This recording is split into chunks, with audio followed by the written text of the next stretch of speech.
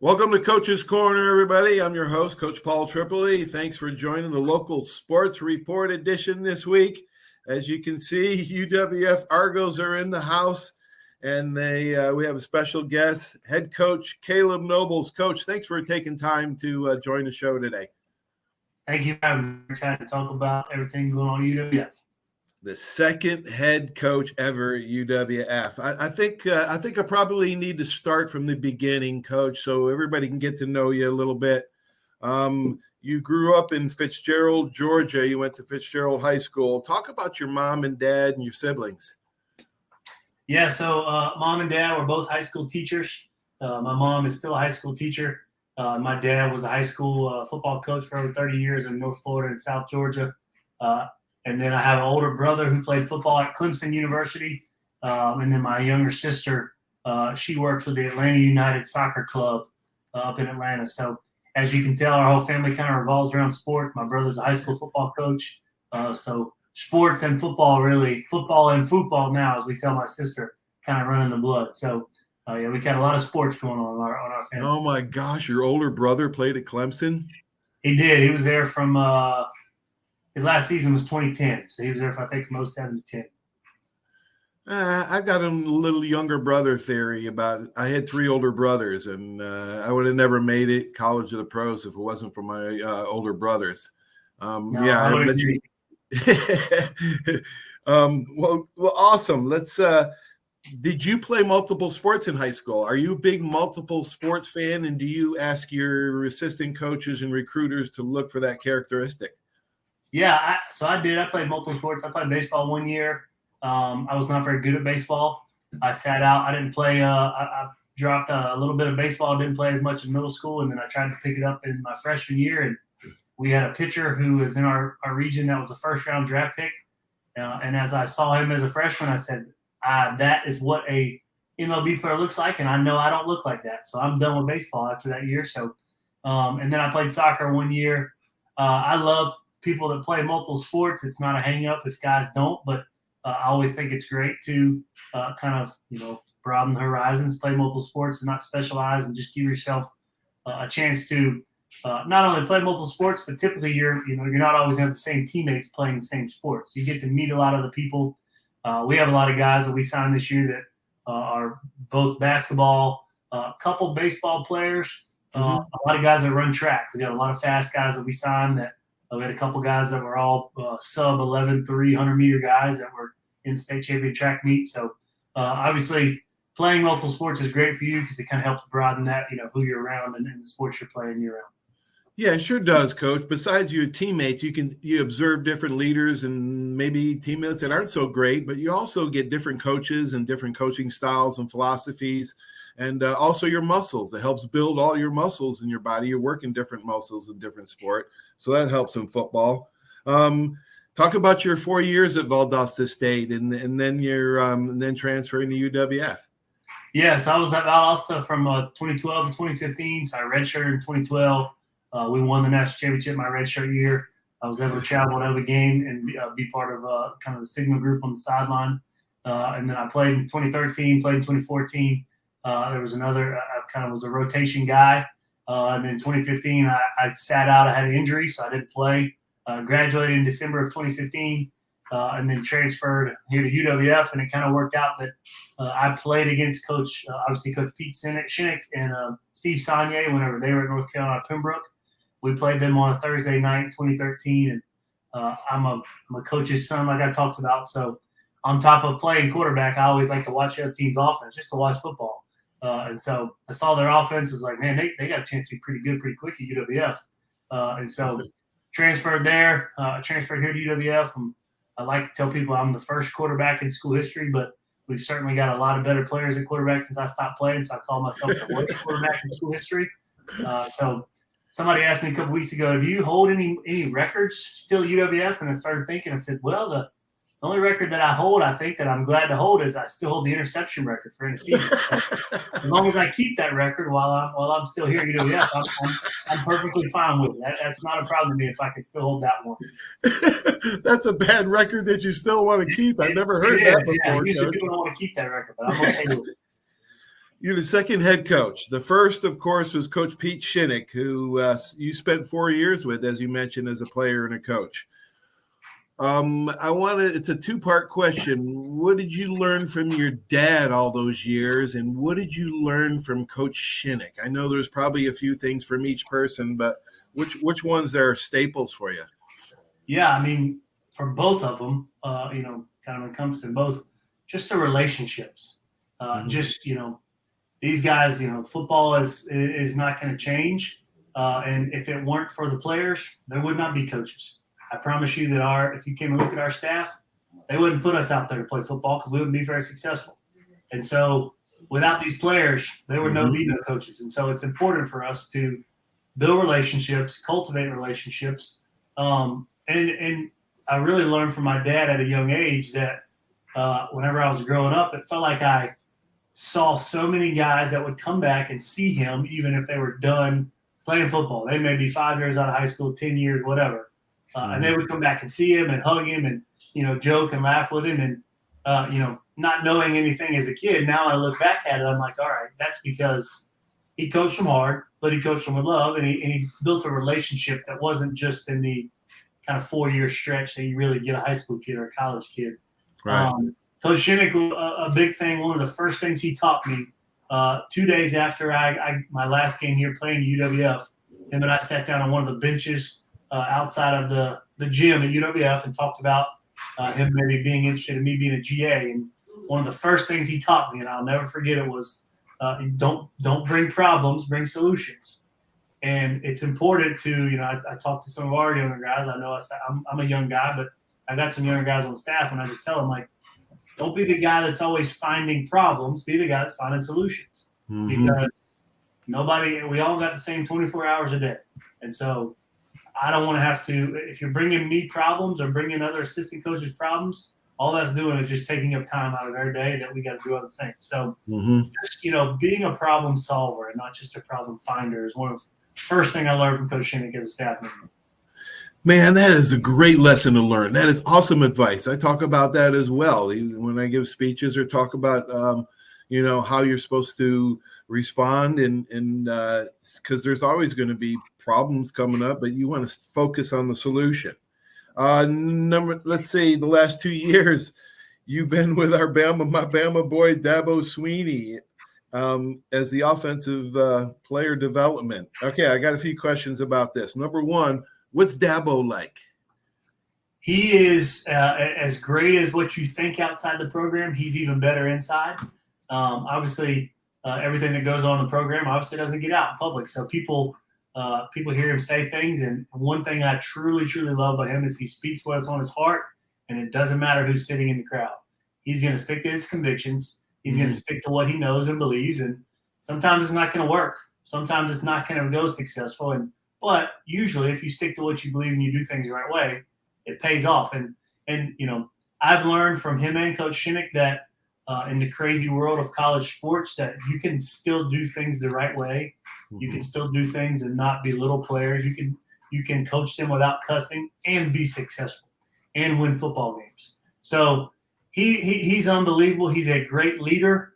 He really knows he knows how to challenge guys no matter where they are on the roster. I mean, we had guys that were first round picks on the team last year that they got challenged harder in team meetings than some of the other guys did.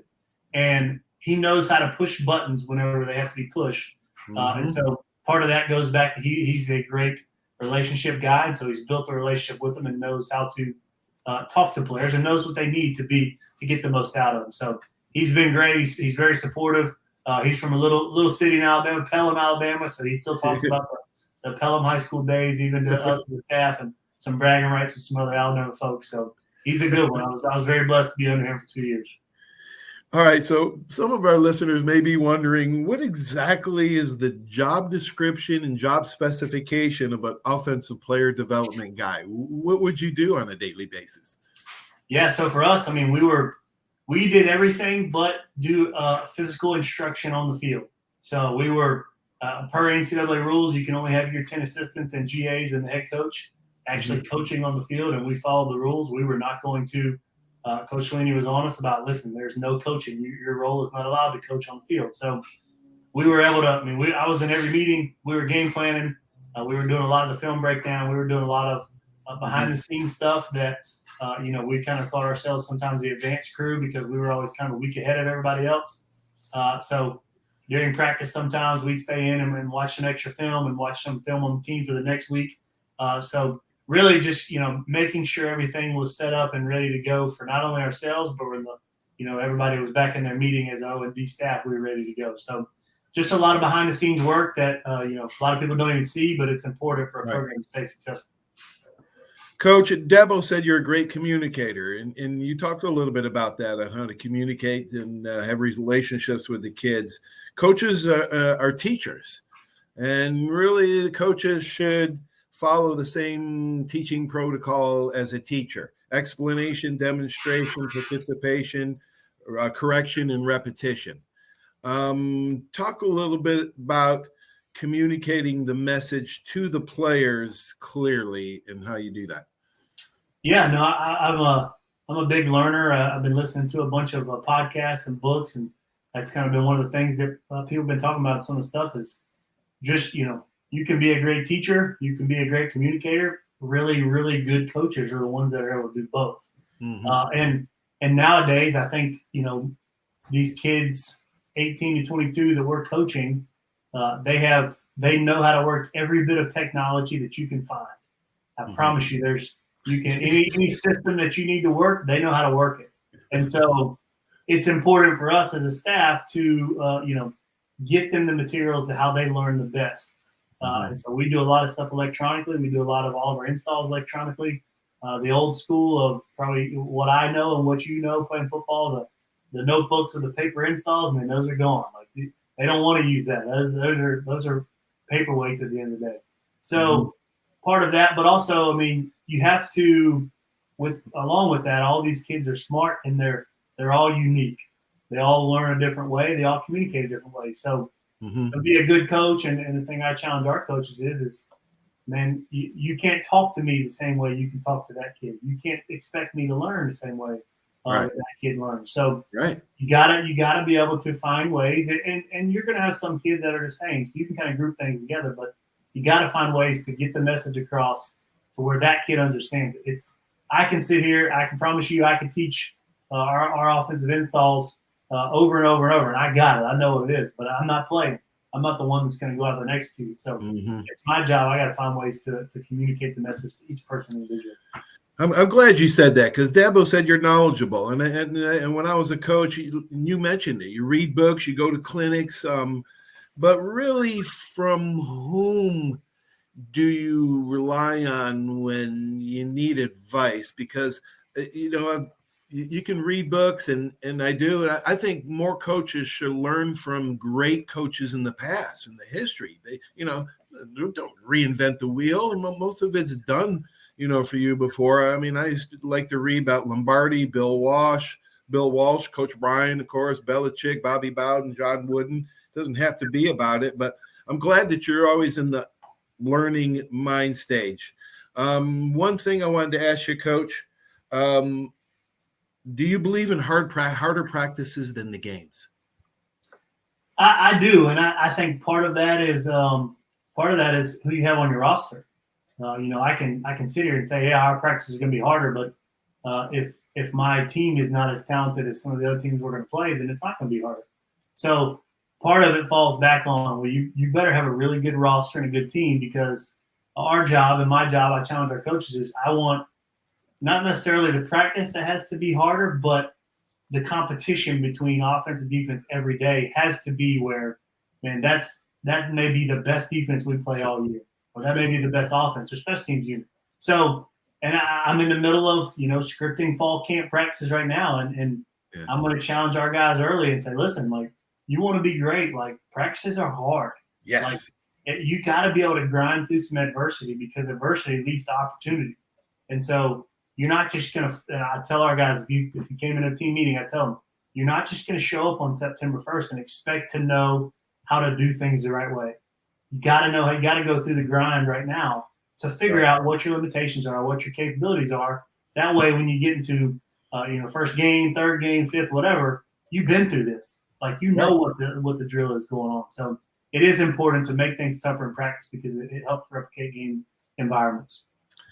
Oh, my old high school coach, George O'Leary, and my college coach, Coach Brian, they believed in gut checks because they wanted to find a guy, read a kid's heart. And I know it's a hard thing to do. It's not, it's pretty subjective, but you want to know if he's going to be there for you in the fourth quarter. And Coach Brian and Coach O'Leary wanted to find that out in practice before a fourth quarter of a game came.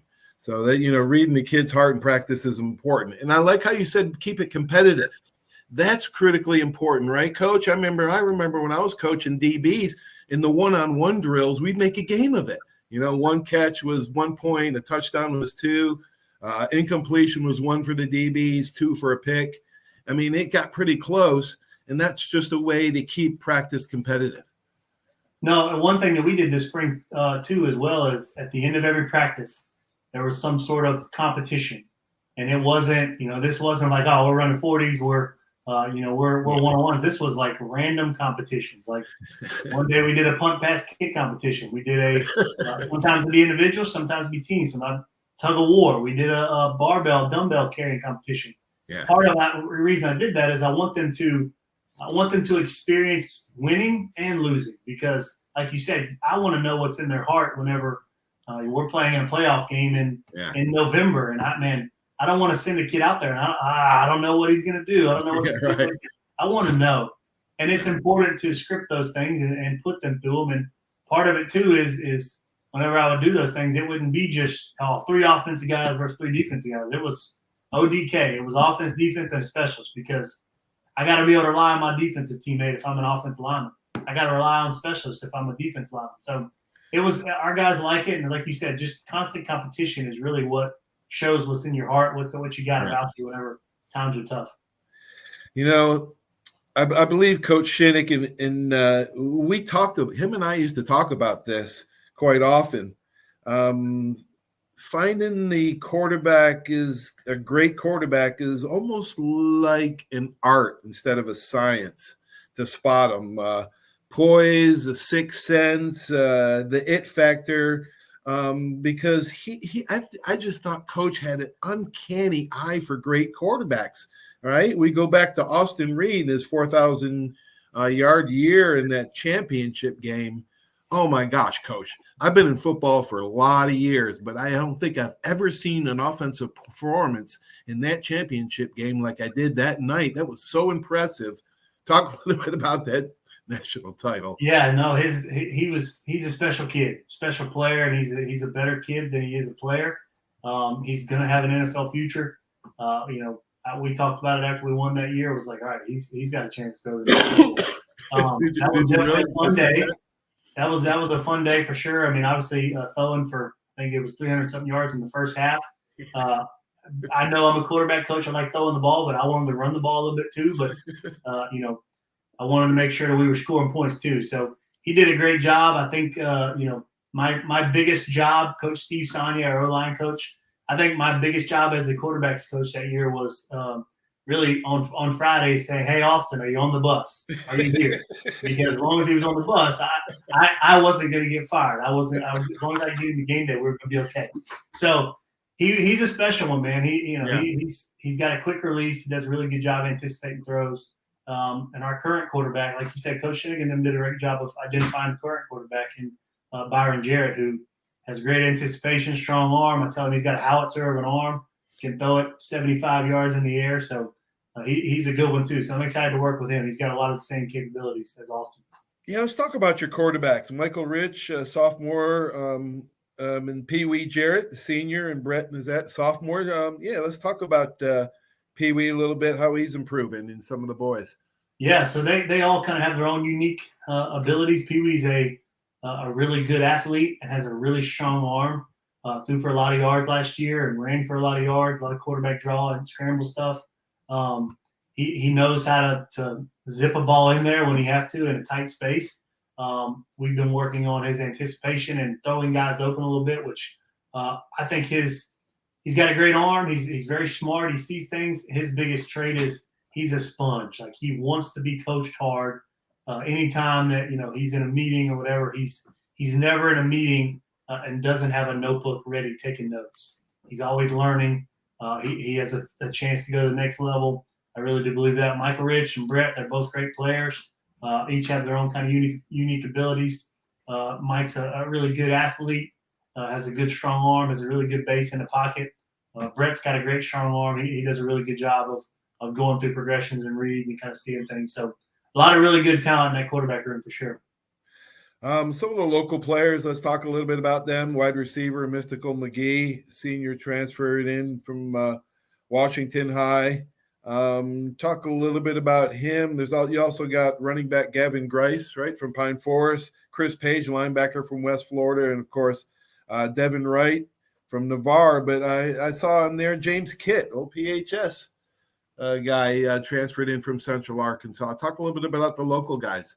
Yeah, all those guys have done a really good job of finding their own niche on the team and finding their own their role and what it is. Mystical's a really talented wide receiver who, honestly, I think he had one of the better springs as a wide receiver for our whole unit. We had some injuries, so Mystical had to play a lot of snaps in the spring, and that dude can run. He can fly. He has great cardio and runs for a long time. He's a great kid. All those guys you named are really good kids. They all kind of are going to be able to help us this fall. Some of them were here when I was here before, and it's awesome to see their development that's happened since I've been gone. So I love recruiting the local area because I think it's an opportunity to play at a place that you really take pride in. You're playing for the hometown team, and that means something to kids. I think that's important for us to preach in our recruiting abilities. Well, let's talk a little bit about your assistant coaches. You got a couple of new ones, and thank goodness you kept a couple old ones that are good. You mentioned Coach Steve Saunier, a friend of mine, a great coach, man, great offensive line coach. I thought for sure he's been with, Coach Shinnick for years, but I guess he loves the area and decided to stay, and you got fortunate to keep him. Yeah, well, when I got hired back in December, my phone, I think I was walking around with a portable charger all the time, talking to coaches, trying to get people hired and everything that a new head coach goes through. So I was able to keep Coach Saunier, able to keep Coach Ron Dickerson, who's our wide receivers coach and now our offensive coordinator. Both those guys, I know you talk about Coach Saunier, both of those guys are great men, first of all. And I wouldn't want anybody who on my staff, one that I don't want to, that I don't like. I like those guys. I'm going to be around these guys a lot. I better like them. Right. So it's important, those guys know that X's and O's are great. All this stuff is awesome, transitive, but having a good relationship with the players. And as I sat and talked, obviously I was not here with Coach Dickerson before. He got here right after I left. But as I talked to a lot of players, you can tell pretty quickly from the players. They're not going to lie to you that, hey, this guy's pretty good. And I have a good relationship with him. And I know what Steve Saunier is about, man. He's going to do things the right way. He's an Argo through and through. He loves this place. And so it was very, very important for me to keep him. And he does a great job with O-line development. There's been 10 first-team O-linemen in the last 2 years in the GSC, and he's coached 6 of them. So it says a lot right there. Obviously, the GSC are really good players over the years. And then I had to hire – so I hired 4 coaches outside. I hired my running backs and tight ends coach. His name is Joe Wintrick. He played here. He played offensive line for us and won a national championship. And he's a great man, great person. He's an Argo through and through and loves his place. His wife's excited to be back. And then I hired a whole new defensive staff. My defensive coordinator was at Clemson with me. His name's Cavell Connor. He played in the NFL for 6 years, played Canadian League, and then he's a high school coach. Him and I met at Clemson. He got hired probably a month after I got hired. And talking ball, you can tell pretty quickly, who knows it, who doesn't. Seeing him recruiting, you can tell he's a great recruiter. Jordan Remza is my special teams coordinator, second team coach. He's been at a lot of levels on the college level, coach junior college, coach D2. He was here as a GA before, and then Lucas Mello is my D-line coach, who was at Davenport University. He's been at JUCOs, he's been D2, so he knows the landscape, and he's from Florida as well. So a lot of really good coaches, a lot of young talent that I'm excited about, but I'm excited to see them coach this fall. Yeah, I can't wait to meet the new ones. Coach Connor, he was a Hamilton Ticat, and I was an Argonaut. I was a Toronto, no rivalry there. Argonaut. Yeah. Next time you see him, talk a little smack to him, please. Give him some flack about that. Football coaching wives. Miss Katie, your wife, they have to have a good support group because dad's working all the time. And you're blessed, man, to get this head coaching job so young, but Mama Bear has to sacrifice. Talk a little bit about your family. Yeah, no, she's a great one. My wife, she played college volleyball here at UWF, so we met when we were both athletes here. So she was very, very excited to be coming back. She's from Tallahassee. She's a great woman. I wouldn't be able to do anything I'm able to do without her. She's kind of the rock of our family. We just had our first child about a month ago, a little baby girl. So we're going to be learning what I thought that I didn't sleep during a normal football season, and now I might just be up every night. So she gets it. She understands the football life. She's obviously been through it for the last 6 years, and so she's kind of been around my mom, who was around it for 30 years as a high school coach or a high school coach's wife with my dad. So she understands that she's up at the facility a lot, hanging out with me in the office whenever we have free time, and it'll be even sweeter now to bring our daughter up there and come hang out. So she gets it. She's awesome. So I'm very, very excited the Lord blessed me with her. What an exciting time, Coach. New time head coach. You just had your first baby. Man, it's a beautiful life, isn't it? No, it's amazing. We've been blessed for sure to be at UWF and be able to start our family here. There's no better place in Pensacola. Coach, good luck. Good luck on your new baby. Good luck on the team. We will be talking soon. And enjoy the grind. That's what you have to do. Enjoy the grind, Coach. Thank you. I appreciate it. Thank you. Go Argos. Go Argos. Thanks, Coach. All right. That'll do it for the local sports report. I want to thank everybody for joining me. Have a great sports night. We'll talk to you soon. Oh, don't forget, Coach Al Miller tomorrow, right? Al Miller tomorrow, Saturday. You don't want to miss this. He is on the Mount Rushmore of American strength coaches. He is one of a kind. You don't want to miss that. Enjoy that on Saturday, 10 a.m. Have a great sports night, everybody. See you. There's a reason why Hill Kelly in Pensacola is the #1 selling Chrysler Dodge Jeep Ram dealer between Jacksonville and New Orleans. While other dealers have taken advantage of a competitive market with higher prices, Hill Kelly has discounted prices to the lowest of the year. And Hill Kelly in Pensacola won't surprise you with excessive charges beyond the selling price. Come see why people from Milton, Pace, Foley, Bay Minette, Daphne, Gulf Shores, Mobile, and beyond are driving to Hill Kelly in Pensacola to buy their next new Chrysler, Dodge, Jeep, or Ram. At Hill Kelly, the bottom line price and your satisfaction are what really matter. So before you sign, check the bottom line and make the trip to Hill Kelly in Pensacola to see what true local ownership can do for you. At Hill Kelly Chrysler, Dodge, Jeep, Ram, Highway 29 in Car City, Pensacola. Or shop online 24/7 at hillkellydodge.com. When it comes to bottom line pricing, nobody beats a Hill Kelly deal. Nobody. My name is Steve Reynolds. I'm the manager and owner of Cordova Lanes, and we help keep your mind out of the gutter. Cordova Lanes is part of the community of Pensacola. Being here for 43 years, we've entertained more people than any other bowling center in the city. We sell fun for a living. Cordova Lanes is located at 2111 Airport Boulevard in Pensacola, behind Cordova Mall. Come on out and see us at Cordova Lanes Bowling Center. Thank you. Are you riding around in a filthy vehicle? Dirty car no more. Visit Ronnie's Car Wash today to get it shining in no time. They have 3 convenient locations with another coming soon. The unlimited monthly wash packages start as low as $14.95 per month with free vacuums, multi-purpose spray, and towels. Visit them in Gulf Breeze, Navarre, Fort Walton, and soon Crestview. Don't wait, wash today. Be sure to see Ronnie's Car Wash on Facebook to see the latest specials and discounts. You'll be riding and shining in no time.